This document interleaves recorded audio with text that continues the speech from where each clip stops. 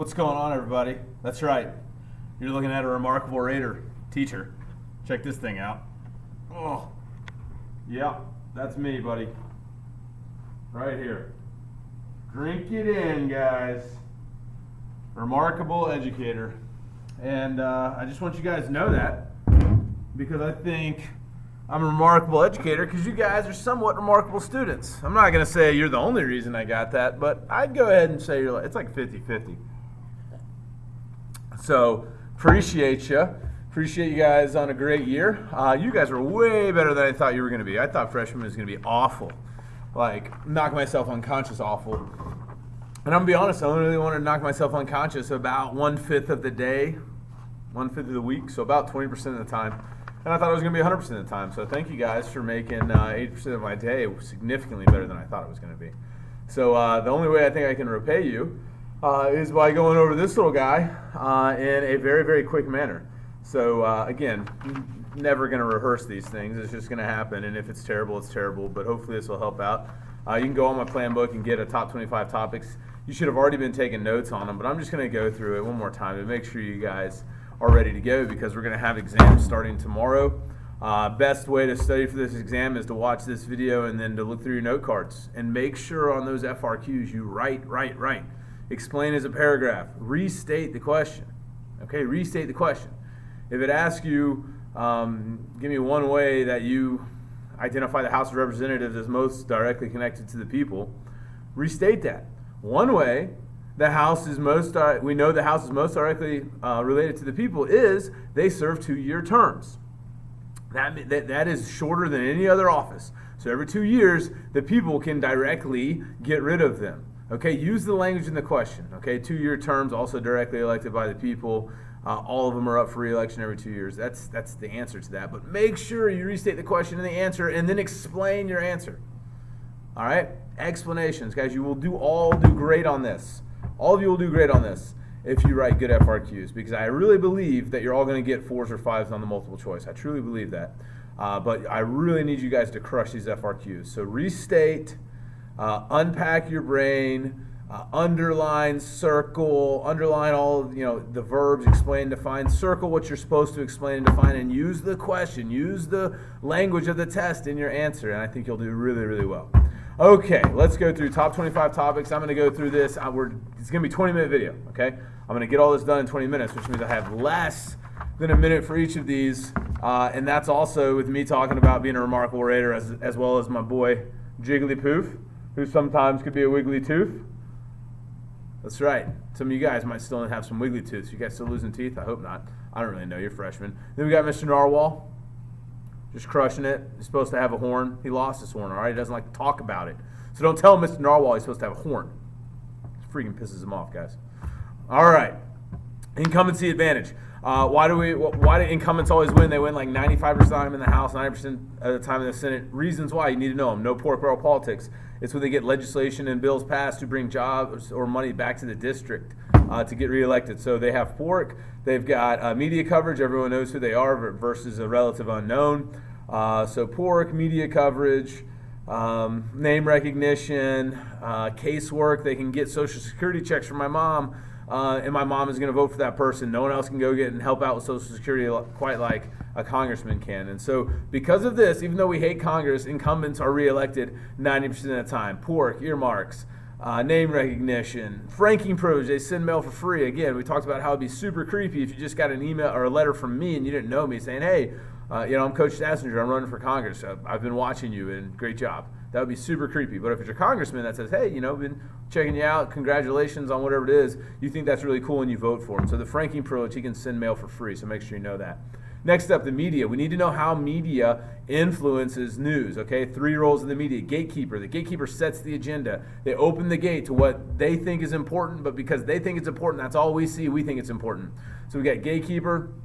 We got scorekeeper. That's during elections. So scorekeeper is only during elections, so they influence elections. And then also watchdog. So gatekeeper and watchdog are at all times. Scorekeeper is just during elections, okay? Just during elections. They're going to talk about the standings, the polls there, okay? So what does that mean? That means that all they're doing is talking about who's winning and losing. And if they're not talking about that, they're talking about candidates All right, they're not talking about the issues. Okay, the issues they come out in sound bites. So make sure you guys know that. So that's the mass media, those three roles. Differences in the House and the Senate, we already talked about it. The House is supposed to be most directly related to the people. There's 435 people there. Originally, the people all only voted for the House. Up for re-election every 2 years. Okay, what else are some differences? Obviously, the Senate's 6 years. Originally, were elected by state legislatures. 17th Amendment changes that. They're staggered terms, so they thought the Senate was supposed to be more formalized. They wanted the Senate to be there. In the House, they could care less if they, went, left or not. And that's why when they gave powers, they gave the Senate the finishing powers. There's 3 of them: ratify treaties, approve appointments, hold trial after impeachment. What can the House do? They can impeach the president, and they can initiate revenue bills. But the impeachment has to have a trial, and the revenue bill still has to go through the House first, and then the Senate. So there's checks on all the House powers, not checks on the Senate powers. There are also differences in how they conduct their business on a day-to-day. The House has a rules committee. It's a standing committee. It's only in the House. Sets time limits for debate. They set the agenda. Sometimes they don't even put something on the agenda if they don't want to hear it. Whereas the Senate, no rules committee. Anyone in the Senate, individual senators matter way more than individual people in the House, because individual senators can talk about every single bill. Whereas in the House, unless you're in a specific committee, it can be closed to you because of the rules committee. So individual senators matter more. They can talk about any bill. That means there's no rules. There's no closed debate. There's no time limits. You can talk as long as you want, which leads to a filibuster. The only way to end a filibuster is through cloture, which is 60 votes. And talking about standing committees. Standing committees are the most important committees. That's where 90% of the work gets done. I feel like a debater right now. I feel like I'm one of the debate people that just talks really loud, and you can't understand what they're saying. But I got to keep going because I got to do this in 20 minutes. That means I only have 13 minutes left. Holy crap. Standing committees, permanent subject matter committees. That's where 90% of the stuff gets done, and actually it gets done in those subcommittees. Standing committees in the House and the Senate typically overlap with each other, but there are 2 specific ones in the House. Rules Committee, we just talked about House of Ways and Means, which is where taxation happens. They originate the revenue bills. And then you've got the Senate Judiciary. Understand, the Senate Judiciary does not approve Supreme Court nominations. They just are the ones that do the oversight. They're the ones that run the interviews and the meetings and things like that. The whole Senate has to approve. All right? So that takes me to selection of Supreme Court justices. President nominates, Senate approves. Now, this is Supreme Court. Senatorial courtesy only works at the very lower levels. Understand, there's like 93 district courts. Those are original jurisdiction courts, federal courts. And on those 93 courts, there's 500 justices. That's when senatorial courtesy comes in. The senatorial courtesy is when a senator from that state, we have 3 district courts in Georgia. That means there's 15 judges that our senators in Georgia will suggest to the president, and then the president just nominates them, and then it goes back to the Senate. That's senatorial courtesy, but that would never happen at the Supreme Court level. That's too important. The president's going to appoint them. The number one factor they're going to look at is political party or judicial philosophy. Restraint versus activism. Restraint's going to be conservative, Republican. Activism's liberal, Democratic. That's the first thing they're going to look at. The number one thing they look at is what they believe. President's going to nominate someone that believes what they believe and leaves a lasting legacy. All right. After they do that, it's going to go to the Senate. Then the Senate's going to, debate whether they should approve or not. But if the Senate approves, simple majority, then that person is on the Supreme Court and they serve for life. And as they're serving for life, they're going to look at specific court cases. So let's look at the selection of Supreme Court cases. Most cases in a plea bargain, and some people would say it's not a case yet because it's never gone to court. Okay. Most accusations, most charges never go to court. They are settled out of court. That's a plea bargain. Once they get to court, though, you could have a trial. 6th Amendment guarantees you criminal. 7th Amendment guarantees you a civil trial of your peers. If you're found guilty, if you're found innocent, it's over. Double jeopardy. You can't be tried for the same crime twice. If you're found guilty, you can appeal. So now you're in appellate jurisdiction. Eventually, you could have the Supreme Court ask for a writ of cert. A writ of cert, or grant you a writ of cert. You had a petition for a writ of cert. They could grant you the writ of cert. Writ of cert is when a higher court wants all of the past documents of a court case from the lower courts, and the only way they will grant you a writ of cert is a rule of 4. A rule of 4. That's it. And it's only 4 out of 9 justices. So the president doesn't get a vote. The solicitor general doesn't get a vote. None of these people get a vote. It's just 4 justices. 4 out of 9. What are some factors into whether they would actually suggest or keep a case or not? Factors would be amicus curiae briefs. If there is a conflict between the lower circuit court of appeals, so if one circuit court says same-sex marriage is unconstitutional and another circuit court says same-sex marriage is constitutional, the Supreme Court might try and reconcile the differences so we have a uniform judgment, okay? And then the Solicitor General, while he has no vote, if he or the President ask the Supreme Court to look at a case, more than likely that case would get to the Supreme Court rather than if I just ask them to. So they can suggest cases, but it doesn't mean they're going to hear it. All right? Role of state legislatures. Education, elections. What did some state legislatures do, though? Other things they've done before the 17th Amendment, they elected the Senate. They're in charge of gerrymandering, okay? For partisan advantage, state legislators do that. Redistricting, if you will. And state legislatures also are in charge of amending the Constitution. They're part of it, at least. It's 2/3 of Congress, 3/4 of states' legislatures. So federalism, federal and state.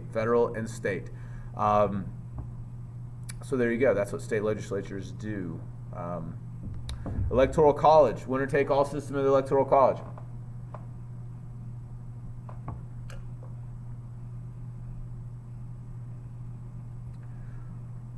Sorry, need some water. Talking fast. Electoral college, winner-take-all system says if you win a plurality of a state's popular vote, you get all of their electoral college votes. Okay, you have to win a plurality, which is the highest percentage. Doesn't mean it's a majority, right? A lot of states, you never get a majority. A lot of states, it's like 47, 45, and then some Yahoo gets 8% that we've never heard of. So it's a plurality. The highest percentage gets all of the electoral college votes. That's in 48 out of 50 states. To win the Electoral College, you have to get 270 out of 538 votes.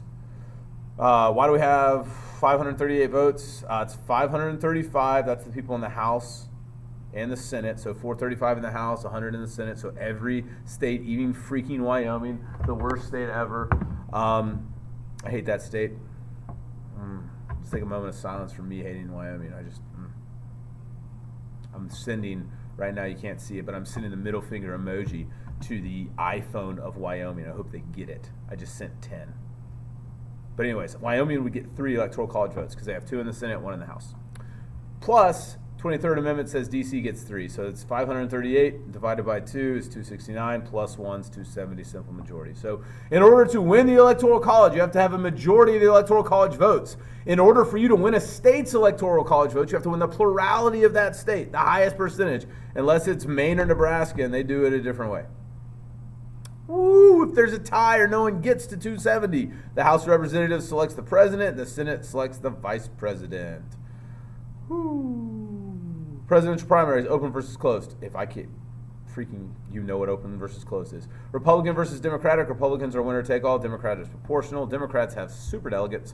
Republicans don't have a lot of superdelegates at all. So that means the Democratic Party, because of superdelegates, have much more party influence on who wins their election. It could be a caucus versus primaries. They could ask you that. Primaries are more Democratic, caucuses are less Democratic. That means you have to just actually be a member. Caucuses are essentially like even more exclusive closed primaries. Presidential primaries, might want to know front loading, the process of moving your primaries up in the schedule. Super Tuesday counteracts that, but there you go. PACs versus super PACs. I really think this is going to be a big thing this year, but I don't know why. I just think it might be a big part of the test. PACs have been around for a long time. They donate money specifically to a candidate. And they are limited. You can only give $5,000 to a candidate and $15,000 to a party a year from a PAC. So it's a direct donation to person, but it is limited. Super PACs are unlimited spending. They're individual expenditures. So that means they can't coordinate with the candidate, but they can spend as much money on that candidate that they want. They can buy advertising that says vote for, vote against. They can do all this sort of stuff that 527s couldn't do. They just have to be independent of the candidate. Individual expenditures. Citizens United versus the FEC creates this idea that individual expenditures are not limited. So you can donate an unlimited amount to a super PAC, and a super PAC can spend an unlimited amount because it's protected by the First Amendment, freedom of expression. So there you go. A couple other things. FEC creates 3 things. It creates the Federal Election Commission. It creates campaign contribution limits. So it creates hard money, limited money I'm not limited money, but regulated money is hard money. And then it also creates disclosure requirements. Then the BCRA happened in 2002, and that eliminates soft money, and which is unregulated funds, and raises the limits on hard money. And then obviously Citizens United. Public opinion and polling, political socialization is a process of which we acquire our beliefs and behaviors. Family is the number one thing. The way we can know that these specific trends are out there is because of public opinion and polling. Characteristics of a valid public opinion poll would be random, large sample size, non-biased questions. Voter turnout. Okay, lots of things about voter turnout. Voter turnout has expanded a lot since the very beginning of time. The 15th, 15th, black males right to vote, 19th, women the right to vote.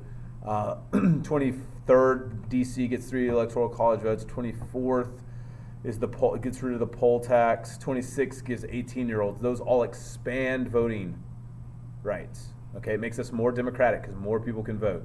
There's some laws that also allow more people to vote. Those laws would be the Motor Voter Act. It makes it easier to register, which increases the amount of people voting. And the Voting Rights Act of 1965, which gets rid of the literacy test. 24th Amendment gets rid of the poll tax. Those are both Jim Crow laws. Federal bureaucracy, holy crap. They work for the executive branch, but they're given power by Congress. Congress is where they derive the power from because Congress gives them broad policy goals. Those broad policy goals are done for 2 reasons. Number one, executive branch is more, or the bureaucracy is more specialized, so they're going to make better rules, if you will, rulemaking, and also to shift blame. So if a plane goes down, Congress isn't blamed, but the Federal Aviation Administration is. The rulemaking, when they make rules, that's called administrative law, or sometimes regulatory commissions create regulations. That's called regulatory law, but they can be ruled unconstitutional, and if Congress doesn't like what's actually happening, they can rewrite the legislation, and they can give a legislative veto actually and says, no, that's stupid. We gave you this power, but that's dumb, and we're taking it away from you. So there you go. Federal bureaucracy, hierarchical, so president, and then bam, all the way down to the male people. So it's like that. 4 types: independent regulatory commissions. Government corporations operate for a profit. Independent executive agencies do anything too expensive or too important. And then the cabinet. Cabinet is not the number one advising group to the president. I think that's the next one, president of the cabinet. Because they go native, that means they rely on their own expertise and skills. And they also have to be approved by the Senate. So some of them, if it's a divided government, it would be probably have to be a moderate cabinet person. Because of that, the White House staff is the number one advising group to the president. 14th Amendment, selective incorporation. Guys, I'm skipping it. You should know incorporation right now. Matt, Miranda, Gideon. Know those. Maybe know Gitlow. Schneck versus United States. Roe v. Wade. Griswold versus Connecticut. Those are the big cases. Civil Rights Acts and cases, same thing. Civil Rights Act Acts 64 bans discrimination in public accommodations, furthers the intent of Brown v. Board, but it has to use the Commerce Clause because it's commerce. It's not a state saying that you can't eat at Zaxby's. It would Zaxby's saying you can't eat here. So the Commerce Clause enforces the Civil Rights Act of 1964. Then you got the Voting Rights Act of 1965, Open Housing Rights Act of 1968. The Americans with Disabilities is actually a Civil Rights Act, so is Title IX. Cases, Plessy, Brown, UC Regents versus Bake, affirmative action. Yeah. Anti-Federalists versus Federalists, talked about this ad nauseum. Anti-Federalists were small states. They wanted a weak central government. Federalists wanted a strong central government because they saw what happened with Shays' Rebellion. There was a compromise. It was the Bill of Rights. The number one argument was the power of the federal government. The Bill of Rights limits the power of the federal government. And so with a promise of the Bill of Rights, because of the Anti-Federalists, we have a Constitution. It was ratified because the Bill of Rights was promised to the Anti-Federalists in the small states. Guys, I'm going to go over 20 minutes. I'm sorry. I should have talked about how great of a teacher I am at the very beginning, and I shouldn't have been nice and said, you're the reason I'm a great teacher. I take it all back. I would go back and just, whatever, we're screwed. Oh, gosh. Jigglypuff. Jigglypuff, like, stop time. What do you do? What is your powers? Do you get big? What do? You turn into a wiggly tooth? My daughter's got a wiggly tooth. Is that you? Well, we're going to pull it out. Tooth fairy. Wiggly tooth. Crazy. Federalist Papers 10 verse 51, 10 factions are bad, but we can't stop them, and we can only hope to contain them. And there's two ways to do it. One, a large government, because when you have a large government, you can have lots of factions counteracting each other, that hyper-pluralism thing. And also a Republican form of government. So a large republic stops factions. Large, because there's lots of them, Republican form of government. We're electing people to vote for us. So it's not a pure democracy. If it's pure democracy, we'd all be voting on every decision in America, and we don't do that. We have a Republican form of government where we vote for people to make decisions for us. And there are so many spots to elect that it's impossible for one faction to get all of those spots. And so a large republic stifles factions. Federalist 51 deals with separation of powers. Political parties versus interest groups. Political parties are on the decline. Interest groups are on the rise. Political parties want to get in, win elections, gain control of the government. Interest groups just want to influence the government. Interest groups can lobby Congress if they have a lot of people. Grassroots mobilization, voting guides. If they have a lot of money, wine and dine, PACs, super PACs. If they want to lobby the courts, litigation, suing, sponsoring a court case, and amicus curiae, friend of the court briefs.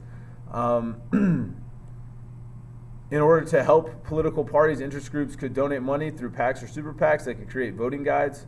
But there's a lot of ways political party or interest groups would help political parties. And once they help political parties win elections and gain control of the government, they're going to expect those political parties to write legislation, enact public policy that's going to benefit them. Political efficacy is the belief that your vote matters. Not a lot of people in America have a high level. Most of us have a low level of political efficacy because we don't trust the government. The reasons why we don't trust the government is because we don't think they do anything. That's directly related to 22, which is a divided government. When you have a divided government, which means that one branch of the government is controlled by the conservative or Republicans, the other is by liberal or Democrats, you get gridlock, which means nothing happens and it's just at a standstill.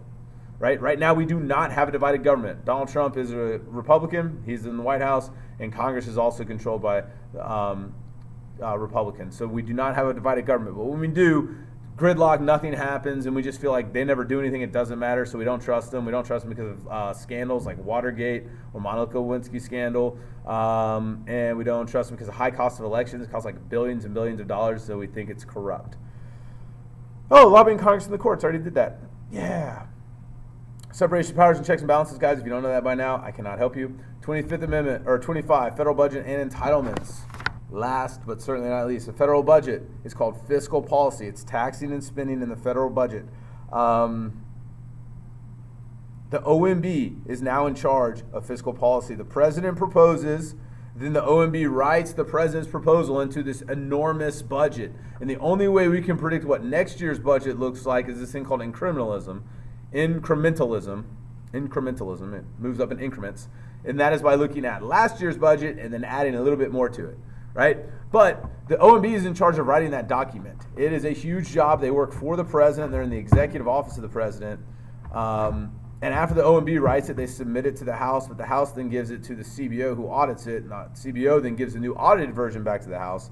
Then the House introduces it because they have to introduce revenue bills. It goes to the House, goes to the Senate. If they both approve on it, passes, goes to the president. If the president signs it, we have a budget. If they don't sign it, we don't have a budget. They could veto it, but then Congress should override it. And that's the budget process. That's fiscal policy as opposed to monetary policy, which the federal government does not have a say in. The only thing the federal government does with monetary policy is nominate the Federal Reserve Board. And then the Federal Reserve is in charge of monetary policy, which is controlling the money supply. I have a headache. I'm tired. 23 minutes, 24 seconds, and it's going to go on a little bit more. You guys have got this. Just relax and study and really, really, really focus on those FRQs. If you focus on the FRQs, you're going to do fine. Okay? Best of luck. I know you're going to crush it.